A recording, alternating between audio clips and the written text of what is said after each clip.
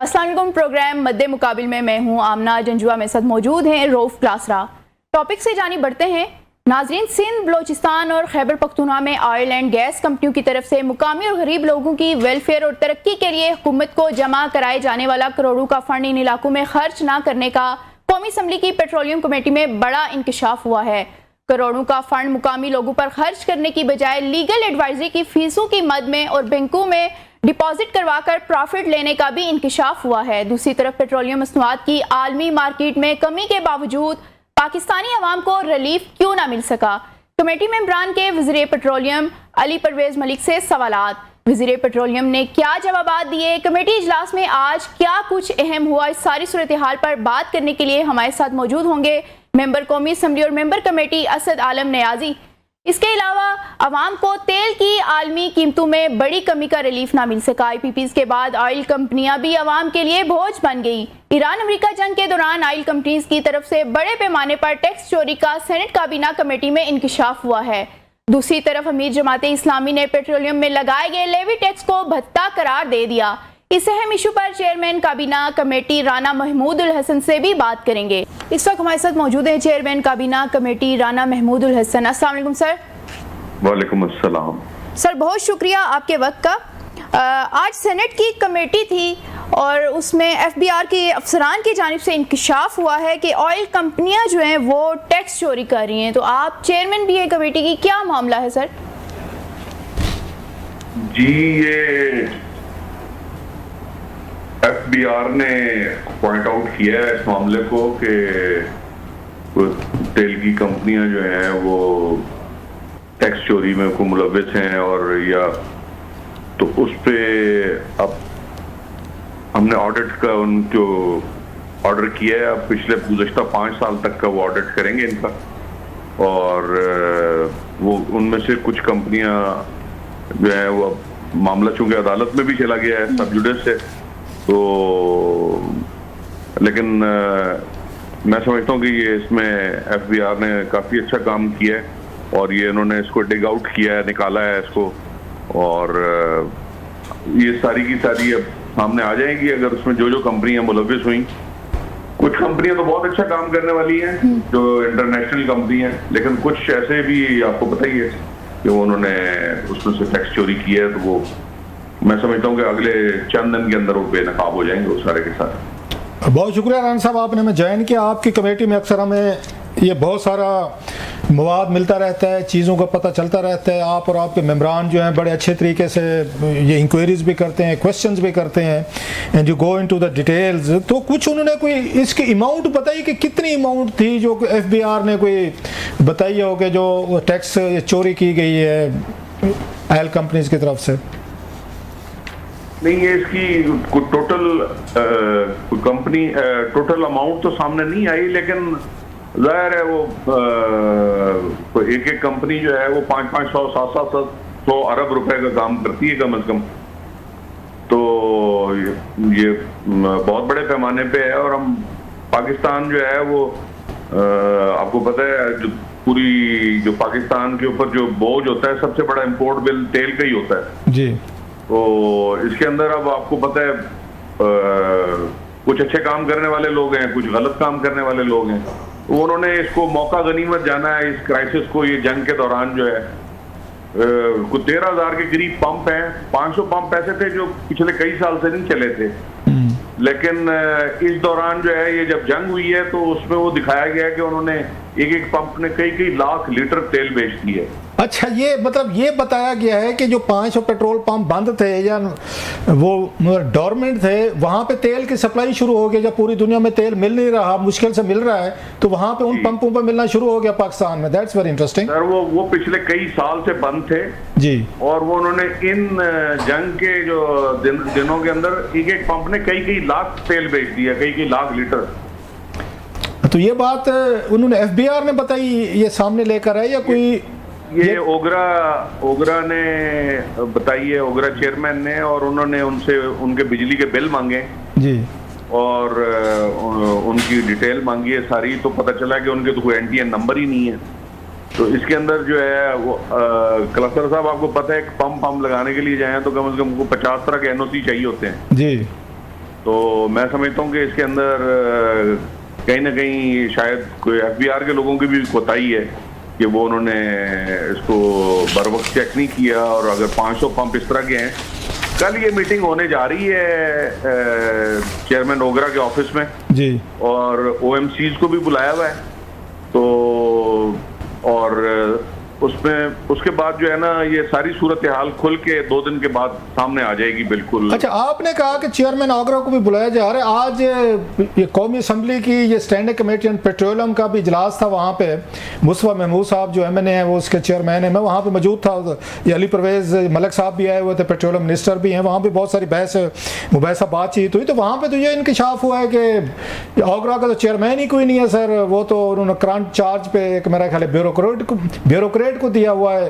तो आप किसके साथ आपकी मीटिंग होनी है? वो तो आगरा का तो चेयरमैन ही नहीं है, जो इतने बड़े आप इंकशाफात बता रहे हैं, ये चीज़ें बता रहे हैं, तो किसके साथ मिलना है सर आपने? ये इस मसरूर साहब अपनी मुद्दत पूरी करने के बाद रिटायर हो गए थे। अब सेक्रेटरी एस्टेब्लिशमेंट के पास चार्ज है इनका, बैरिस्टर नबील अवान साहब के पास। तो ये नबील अवान साहब आपको ब्रीफ करेंगे इन तमाम मामलात पे सर? जी, उन्होंने ही कल ब्रीफ किया था सारा, और अब भी वो कल भी मीटिंग उन्हीं के साथ होने जा रही है।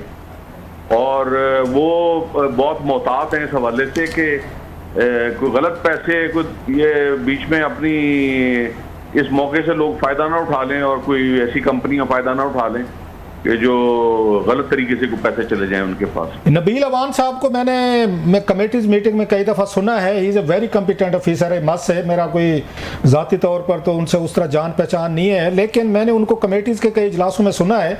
ही seems very solid officer, intelligent and जो कॉम्पिटेंट अफसरान की लॉट होती है उसमें से लगते हैं। मुझे नहीं पता आपकी रेटिंग क्या है उनके बारे में, आपकी कमेटी में पेश होते रहे। जी, वो नहीं, वो बड़े कॉम्पिटेंट हैं और बड़ा ताउन करते हैं। और मैं समझता हूँ कि वो सेक्रेटरी एस्टेब्लिशमेंट भी जो है वो उनको उनके मेरिट पे ही लगाया गया है। और खुली डुली गुफ्तगू करते हैं, के पास है ओगरा का, वो खुली डुली गुफ्तगू करते हैं, बेहतर होगा वहाँ। वो खुली डुली गुफ्तगू करते हैं, वो इफ्स एंड बट्स से नहीं चलते, स्ट्रेट शूटर हैं। वो मीटिंग में जो बात कहनी होती है वो बड़े आराम से वो सीधी सीधी बात कह देते हैं। अच्छा सर, ये तो अपनी जगह पे सारा ये चला, ये 500 पेट्रोल पंपों को जो दिखाया गया है कि ये अचानक इनकी भी पेट्रोल की सप्लाई शुरू हो गई, बिकना शुरू हो गया जंग के दिनों में, तो इसके पीछे क्या रीजन थे? क्या उसे खपत दिखाना चाह रहे थे, या उसमें से कोई इसमें से टैक्स इवेजन कैसे, मतलब थोड़ा सा वो जाली क्लेम बना के ना उनका कि जी ये हमने इतना पंप बेचे, ये पेट्रोल की कीमत जो है वो उस वक्त 500 रुपए थी और हम 300 रुपए में दे रहे थे। आप ये देखें कि आपके आसपास की पूरी दुनिया के अंदर जो है, ये जब जंग हो रही थी तो बहुत सी जगहों पे बलवे भी हुए हैं जी, पेट्रोल पंप इंडिया में हुए सर, और लोग मरे भी हैं कई जगहों पे। लेकिन पाकिस्तान के अंदर मैं समझता हूँ कि कम से कम सूरत हाल इस लिहाज से कंट्रोल में रही कि यहाँ पे तेल मिलता रहा और ये पंप खुले रहे। तो उसमें फिर उन्होंने जो मौका परस्त लोग हैं और ऐसी कंपनियां हैं जो जिनके 500 पंप हैं, उनके नाम भी सामने आ जाएंगे। हम आपको आइंदा मीटिंग में वो 500 पंपों के नाम भी दे देंगे आपको, और OMCs के नाम भी दे देंगे आपको इंशाल्लाह। अच्छा, कोई इसका आज भी बात हो रही थी वहाँ पे एक कमेटी इजलास में आपका, क्योंकि मिलता जुलता एक मतलब एजेंडा था, तो वो ये कह रहे थे इनका ऑडिट होना चाहिए, इनको बैठ के इनका ऑडिट हो, इनका पता चले कि ये कितनी चीज़ें आई हैं, कहाँ से हुई हैं। तो एक तो ये साइड पे था कि आपने भी कोई ऑडिट की बात की है वहाँ पे कि इन कंपनीज को जो कुछ भी मिल रहा है, आ रहा है, जा रहा है, कोई ऑडिट होना चाहिए इनका? जी, हमने बिल्कुल उन्हें बाउंड किया है और वो अब पिछले 5 साल का ऑडिट करेंगे जी तमाम कंपनियों का। ये जितनी भी हैं सारी, ये जितनी भी कंपनियां हैं, और जहां पे कोई टैक्स चोरी होती रही है, और जैसे ये तेल ले लेते थे और पैसे नहीं जमा कराते थे, वो जो जिन कंपनियों के नाम आए भी हैं, वो क्योंकि मामला सब जुडिस है लिहाजा हम कंपनियों के नाम नहीं ले सकेंगे जी। तो लेकिन अब हमने उनको ये टास्क दिया है कि पिछले 5 साल का जो दुनिया की बड़ी 2 मानी हुई कंपनियां, उनसे ऑडिट कराया जाए उनका। अच्छा अच्छा सर, आज एक और आपने बात की ना कंपनीज की, तो आज ये भी पता चला एलपीजी की प्राइसेस की कोई बात हो रही थी वहाँ पे, जो इंजीनियर असगर साहब है उन्होंने पॉइंट उठाया कमेटी मीटिंग में, तो उस पर जो मिनिस्टर साहब ये परवेज मलिक साहब उन्होंने एक इंकशाफ किया है। आपने कहा ना कि मामला सब जुडिस है, मुझे वहाँ से सवाल याद आ रहा है। उन्होंने जनाब के 2018 में इन्होंने कोई प्राइस फार्मूले पे कुछ चेंजेस की थी, तो उन्होंने जाके इस्लामाबाद हाई कोर्ट से स्टे ले लिया था कंपनीज ने, वो जो उसको डील करती थी, तो उनको कहना था 8 साल बाद भी अभी तक वो स्टे चल रहा है सर।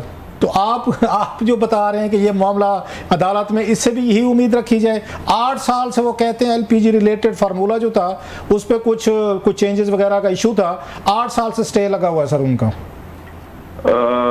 कलासरा साहब, ये हम अगली 1 या 2 मीटिंग में देखेंगे, अगर हम जरूरी समझा और आप मौजूद हुए सर, तो हम बतौर कमेटी के हम सुप्रीम कोर्ट के रजिस्ट्रार को और हाई कोर्ट के रजिस्ट्रार को खत लिख देंगे हम जी कि जनाब ये मामला जो है, इसमें ये टैक्स चोरी हो रही है और ये मुल्क के पैसे, आम लोगों के पैसे हैं, तो इस पे जो है वो इस पे गौर किया जाए। तो अगर जरूरी समझा गया तो हम रजिस्ट्रार सुप्रीम कोर्ट को जो है वो खत लिख देंगे। अच्छा सर, एक ये चीज़ को मेरा ख्याल आम आदमी के जहन में ये सवाल राना साहब पैदा हो रहा होगा कि टैक्स चोरी कैसे की जाती है, क्योंकि जो बाहर से इंपोर्ट होके आता है वो भी डॉक्यूमेंटेड है सर, वो मतलब शिप्स के जरिए, कार्गो के जरिए आता है पूरा मुल्क में कि कितना लिया कितना दिया, सारे हम पेमेंट करते हैं, पैसा जाता है स्टेट बैंक से, एलसीज वगैरह खुलती हैं, जो आगे मतलब इन लैंड ये सप्लाई किया जाता है कंपनी को जाता है, या जो भी उनके रिफाइनरीज हैं वहाँ पर भी डॉक्यूमेंटेड होगा। जितना उस पे आगे ये पेट्रोल पंप्स पे जाता है, हर एक का आगे डॉक्यूमेंटेड है कि किस किस को कितने हजार या लाख लीटर गया है, तो उसमें कैसे टैक्स चोरी हो सकती है? मतलब सारी चीजें तो डॉक्यूमेंटेड हैं, हुकूमत को पता होगा कि इतने मतलब अरब या इतने करोड़ लीटर जो है इतने अरसे में गया है पेट्रोल, इस पे इतना हमारा टैक्स बनता है, इतनी सेल हो गई, इतना इनके पास स्टॉक में पड़ा है, तो ये कैसे टैक्स चोरी किया सर उन्होंने, मतलब हाउ इट्स पॉसिबल? इसमें यकीनी तौर पे ना कुछ लोग ओगरा के और कुछ एफबीआर के लोग मुलविस होंगे, जिसकी वजह से ये मैकेनिज्म फेल हो गया सारा का सारा, और इसके अंदर जो है ये इतना बड़ा खला सामने आया है जिसकी निशानदेही हुई है और अब उसके ऊपर काम शुरू हुआ है। तो मैं समझता हूँ कि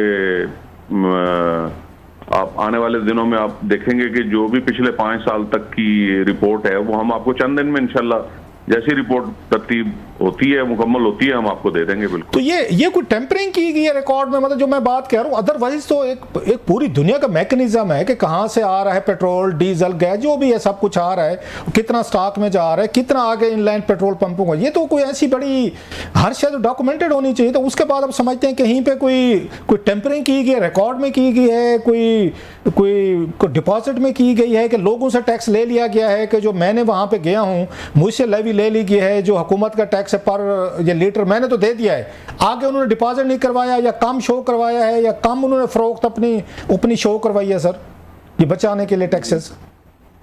भाईजान, उन्होंने पेट्रोल तो ले लिया और वो पैसे जमा नहीं कराए, इसी बात का ऑडिट कराया जा रहा है, और उसमें मैं यकीनन मैं समझता हूँ कि ओगरा का भी जो मैकेनिज्म था वो भी कहीं ना कहीं उसके अंदर गलती हुई है, और कहीं ना कहीं एफबीआर के लोग भी शायद बीच में मुलविस होंगे। तो अब ये इसको पिछले 5 साल तक का हमने उनको कहा है कि जो पहले जो बिग 5 जिन्हें कहा जाता था ना, उसमें से जो बड़ी 2 कंपनियां वो ऑडिट करके और इसका सामने लेके आए हैं सारी सूरत हाल को। तो उन्होंने नबील अवान साहब ने आपको क्या बताया, अगरचे वो न्यू कमर है, आज ये भी बताया जा रहा था परवेज मलिक साहब आज जो हैं वो पिछले जो इनके आउट गोइंग वो 6-7 साल शायद रहे हैं, मेरा ख्याल है आगरा के जो चेयरमैन थे उनसे खुश नहीं थे, बल्कि उन्होंने तो यहाँ तक कहा है कि जितना मेस मचाया गया है आगरा में, जो कुछ ये मसले मसाइल हुए हैं, तो वो तो ही वॉज ब्लेमिंग जो पिछले ये थे इनके आगरा के चेयरमैन थे, तो उनके खाते में डाला है कि वो सही तरीके से काम नहीं करके गए।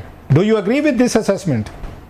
भाईजान, ये तो जाहिर है, चूंकि मैं तो हुकूमती मशीनरी में नहीं था, लेकिन अगर वजीर साहब नाराज हैं और वैसे भी अब ऑडिट शुरू हो गया है और पिछले 5 साल का होगा, तो और ये यकीनन इसके अंदर जो है वो ओगरा का मैकेनिज्म फेल हुआ है, उसके अंदर कहीं ना कहीं ओगरा की कोताही लाजमी इसके अंदर है, तो वो सारी चीजें निकल के सामने आ जाएंगी और जो उसका जिम्मेदार होगा वो उसका भी तयन हो जाएगा।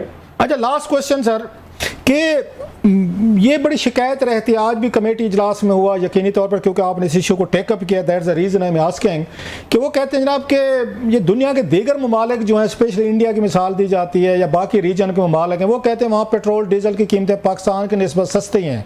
दुनिया भर में भी पेट्रोल डीजल जो है वो सस्ता हुआ है, लेकिन पाकिस्तान जो है इन्होंने उस वक्त ये कीमतें तो बढ़ा दी थी पेट्रोल डीजल की, तो लेकिन जब जंग रुक गई है, अभी भी तेल की कीमतें नीचे आई हैं, तो वो इनको लोगों को रिलीफ नहीं दिया गया जो दिया जाना चाहिए था। लेवी ज़्यादा कर दी, 117-18 रुपए तक ले गए। Do you agree with that? कोई आपके इस पे भी सवाल जवाब आगरा के अथॉरिटी से हुए सर?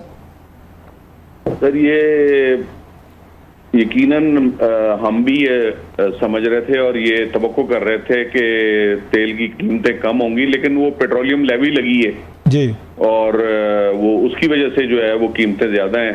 तो जैसे हर पाकिस्तानी ये तवक्को कर रहा था कि शायद कीमत कम होगी, तो हम भी ये तवक्को कर रहे थे, लेकिन उस कदर कीमतें जो हैं वो नीचे नहीं आई। तो लेकिन आने वाले चंद दिनों में मेरा ख्याल है अगले 15 दिन के अंदर मजीद कीमतें शायद कम होंगी। जी बहुत शुक्रिया राना साहब, थैंक यू वेरी मच, आपने हमें ज्वाइन किया सर, थैंक यू। बहुत शुक्रिया सर। यहाँ वक्त हुआ चाहता है प्रोग्राम में एक शॉर्ट ब्रेक का, ब्रेक के बाद वापस आते हैं, मजीद टॉपिक्स पर बात करेंगे। वेलकम बैक नाजरीन।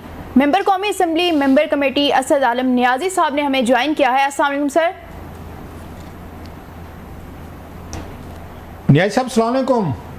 जी अस्सलाम वालेकुम जी। बहुत शुक्रिया सर। आज एक बड़ी अहम मैराथन आज मीटिंग हुई है सर, ये कौमी असम्बली की स्टैंडिंग कमेटी ऑन पेट्रोलियम की, जिसके आप मेंबर हैं और मुस्तफ़ा महमूद साहब जो हैं वो चेयरमैन हैं, अली परवेज़ मलिक साहब जो हैं मिनिस्टर फॉर पेट्रोलियम में। आज बहुत बड़ा एजेंडे पे आपके इशूज़ थे सर, हम उसी पे आपसे ये बात करना चाह रहे थे, क्योंकि आपने खासे पॉइंट्स जो हैं वो उठाए हैं। वन बाई वन करके आपसे ज़रा हम गुफ्तगू का सिलसिला शुरू करते हैं।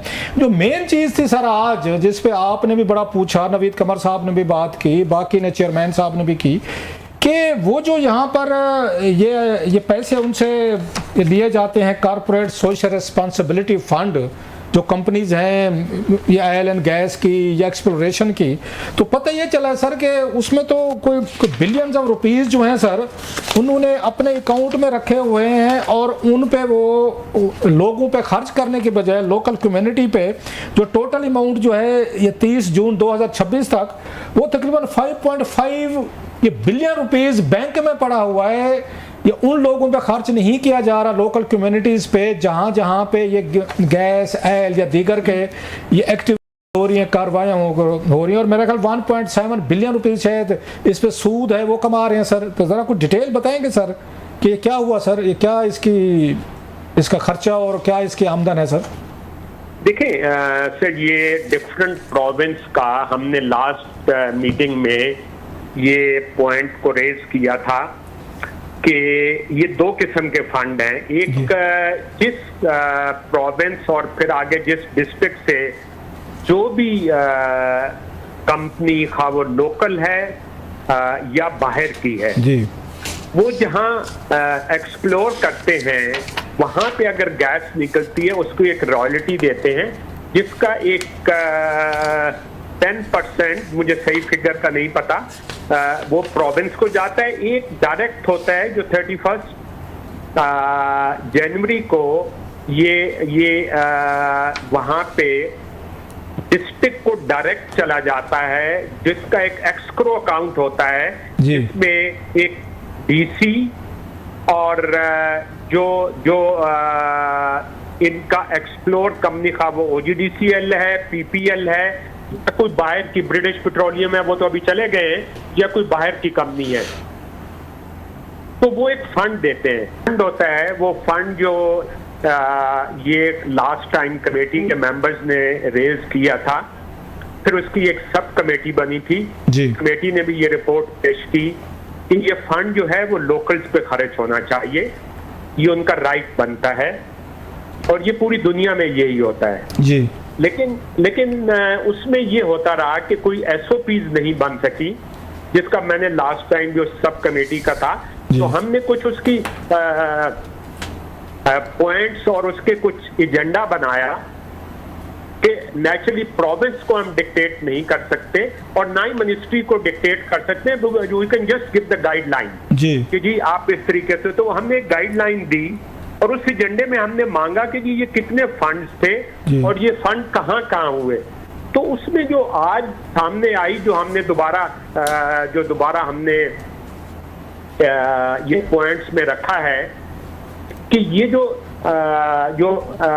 फंड था जी ये फंड कहाँ यूटिलाइज हुआ।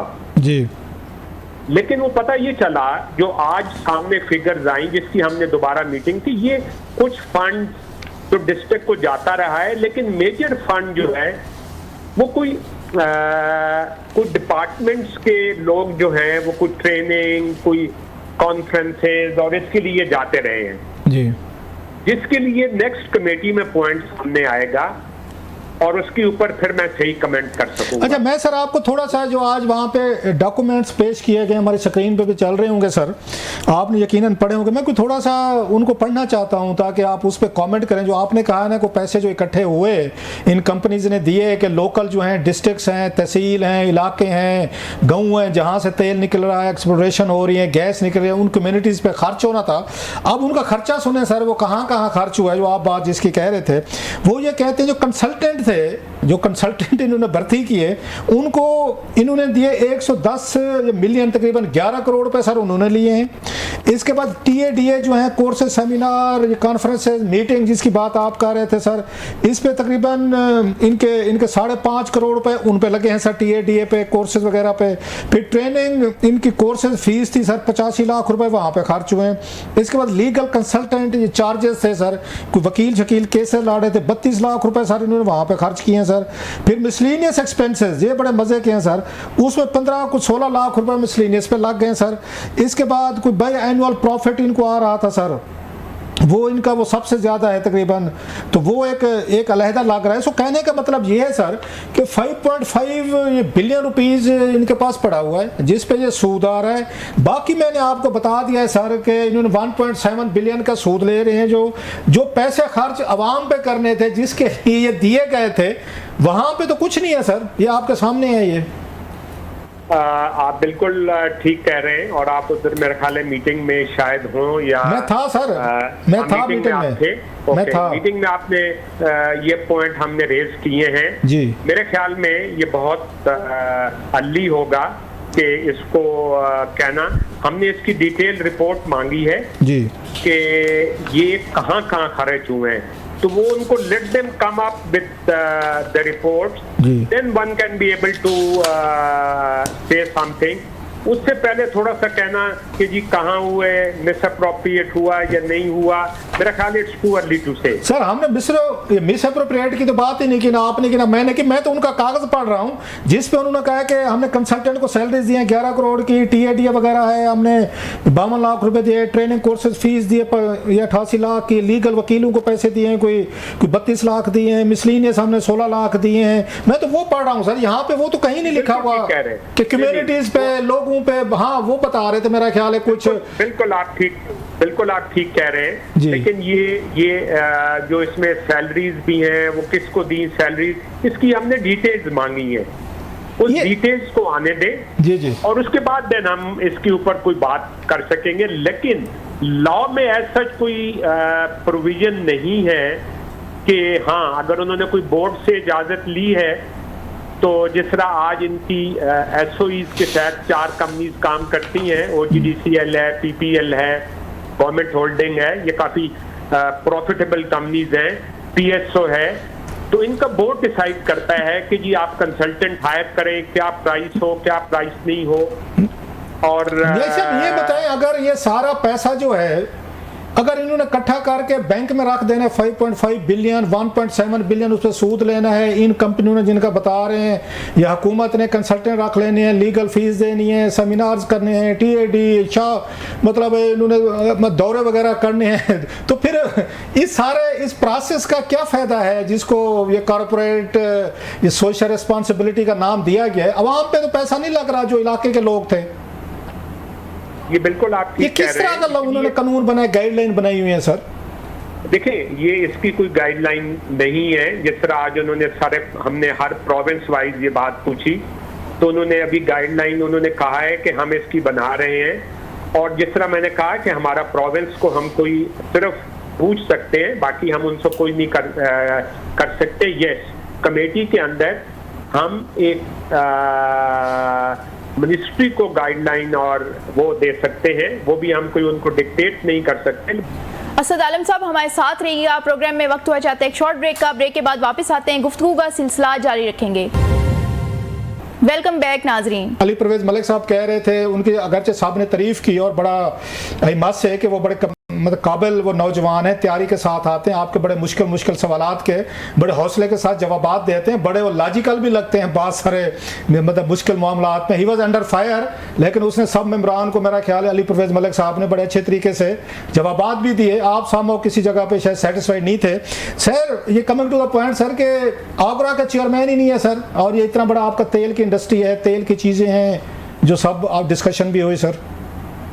देखिए, मैं अली परवेज मलिक साहब को सबसे पहले तो ऑनेस्टली मैंने ये मीटिंग में भी कही कि इस सारे जो क्रिटिकल सिचुएशन से गुजरे, उन्होंने बहुत अच्छे तरीके से इसको हैंडल किया और कहीं भी मुश्किल नहीं आने दी, और वो बहुत मेहनत भी करते हैं और बड़ा उनका ग्रिप है हर चीज के ऊपर। ऐसा ही है। और उनका सबसे अच्छी बात है कि वो हर चीज को एडमिट करते हैं। जैसे आज मैंने ओगरा का, तो उन्होंने कहा कि यस ये शॉर्टफॉल है, लेकिन हमें 6 महीने हमने इंटरव्यू किए थे, लेकिन हमें कोई ऐसा आदमी नहीं लगा। लेकिन लॉ ये कहता है कि जब कोई पोजीशन के ऊपर उस आदमी ने जाना होता है तो 3 महीने पहले उसकी पोजीशन से आप समरी मूव करते हैं, या उसको एक्सटेंशन देते हैं, या आप उसको रिटायरमेंट का कह के नए बंदे के लिए आप करते हैं। उसका पूरा प्रोसेस शुरू करते हैं कि आप एक थर्ड पार्टी को हायर करते हैं, जो हेड हंटर्स होते हैं, उनसे वो आप शॉर्ट लिस्ट करते हैं, और शॉर्ट लिस्ट करके आपके पास आता है, फिर आप आगे उसको मिनिस्टर साहब हैं, फिर उसके बाद प्राइम मिनिस्टर के पास जाता है। तो ये तरीका कार होता है ताकि वो जिस दिन वो आदमी वहां से जा रहा होता है, लाइक चेयरमैन ओगरा, तो वो दूसरे को ब्रीफ करके जाए कि ये प्रॉब्लम है, ये प्रॉब्लम नहीं है। बट ये नहीं हुआ। तो आप क्या समझते हैं इन्होंने नहीं किया सारा प्रोसेस जो बताया? ये बाय डिफॉल्ट है, बाय डिजाइन है कि एक्टिंग जो बंदा होता है, एक्टिंग के जरिए आप अपनी मर्जी से चलाते रहते हैं रेगुलेटर के तौर पर। इतनी बड़ी इंडस्ट्री है, अगर उसका रेगुलेटर का ही वो चेयरमैन नहीं है, तो ये भी हमने मॉडल देखा है यहाँ पे इन नवाज लीग हुकूमत में कि बहुत सारे अहम चार्जेस जो होते हैं ये वहाँ फुल फ्लैज लगाने की बजाय ये मतलब चार्ज पे रखते हैं ब्यूरोक्रेट्स को, दीगर लोगों ने तनकीद आती रहती है। इसको आप कैसे देखते हैं? बाय डिजाइन है, बाय डिफॉल्ट है ये? नहीं, मेरा ख्याल है कि हर चीज को थोड़ा सा पॉजिटिव हमें देखना चाहिए। ये जरूर है कि चेयरमैन ओगरा आज से 6 महीने पहले जनवरी में हुआ था, हो जाना चाहिए था, जो नहीं हुआ। मेरा ख्याल है कोई बाय डिजाइन ये नहीं हो सकता। They must be looking for somebody good, जिस वजह से कोई टाइम लग रहा हो या सामने। अच्छा, एक और आज सवाल उठाया सर, आज उठाया गया सवाल कि आर्मी मार्केट में जो तेल की कीमतें वो नीचे आई हैं, लेकिन इसके बावजूद अगरचे कम की गई है प्राइस तेल की, तो वो जंग से पहले वाली प्राइस जो है वो लोगों को नहीं दी गई, लोगों को रिलीफ नहीं दिया गया। जो उस वक्त ये 27 फरवरी का जो रेट था ये पेट्रोल डीजल का, वो वापस नहीं लाए, हालांकि आलमी मार्केट में तेल की कीमतें उससे भी ज़्यादा नीचे गई हैं। तो लेवी एक बहुत ज्यादा है जो उन्होंने थोड़ी सी कम भी की है, 78 रुपीज है, जिससे प्राइसेस बहुत हो जाती है। वो एक IMF की रिक्वायरमेंट है, और जिस वजह से हमें वो लेवी डाल के ये प्राइसेस, लेकिन एक आम आदमी को समझाना हमारे लिए बहुत मुश्किल है। यस, जब हम अपने इलाके में जाते हैं तो उनको ये सारी बातें समझाना बहुत मुश्किल है। लेकिन ये अनफॉर्चुनेटली मेरे ख्याल में, मैं समझता हूं कि हम सबका ये फॉल्ट है कि हमें ये चीज़ों को शुरू से ही लेवी को जीरो कर दिया किसी ने। और मैं सबसे बेहतर इससे जो बात है वो सब्सिडाइज है। मैं कहता हूँ किसी चीज़ को सब्सिडाइज ना करें, because subsidise can not be a transparent. तो इसलिए ये जो ये सर prices इसलिए हैं, ये सब्सिडी की prices- वजह से सर, सब्सिडी की वजह से ये 3.6 ट्रिलियन का आपका सर्कुलर डेट बन चुका है इसमें पेट्रोलियम में सर, और जिस पे 1.7 बिलियन लेट सरचार्जेस भी शामिल हैं इसमें, पेमेंट टाइम पे जो सूद भी लगाए बैठे हैं वो कंपनियां 1.7 बिलियन आउट ऑफ आपका 3.6 ये ट्रिलियन, मतलब 3600 अरब में से तो 1700 अरब जो है वो लेट पेमेंट चार्जेस हैं सर, ये अकॉर्डिंग टू डॉक्यूमेंट जो पेश किए गए आज, ये सब्सिडी के नतीजे हैं सारे। देखिए, ये जो सर्कुलर डेट है ये एक 2021 में IMF के साथ एक डील हुई थी जिसमें उन्होंने कहा था कि कैप्टिव पावर को आप गैस नहीं देंगे, वो नहीं होना चाहिए था। उस वक्त जब ये कैप्टिव पावर को IMF की शर्त के मुताबिक जब लास्ट ईयर इसको डिसकंटिन्यू किया गया जी, तो उसके बाद गैस आपके पास सरप्लस होती गई। जब गैस आपके पास सरप्लस होती गई तो आपके पास साथ एक आपने LNG भी लेनी है, आपके पास गैस भी सरप्लस है। अभी SFGC के पास जो उनकी जो डिमांड एंड सप्लाई थी वो 50% कम हो गई, बिकॉज वो कैप्टिव पावर को उन्होंने देना बंद कर दी और गैस लेने वाला कोई नहीं था। तो इसलिए ये सर्कुलर डेट, तो मैंने उस वक्त भी ये पॉइंट रेज किया था कि ये सर्कुलर डेट बहुत ज्यादा होगा, इसको हमें कंट्रोल करना होगा। आपके साथ बात करते रहेंगे सर, आपने बड़ा तफसील से हमें बताया, बड़ी मेहरबानी आपकी न्याज़ साहब, बहुत शुक्रिया आपका सर, थैंक यू। असद आलम न्याज़ी साहब बहुत शुक्रिया। प्रोग्राम का वक्त खत्म हुआ चाहता है, हमें दीजिए इजाज़त, अल्लाह हाफिज़।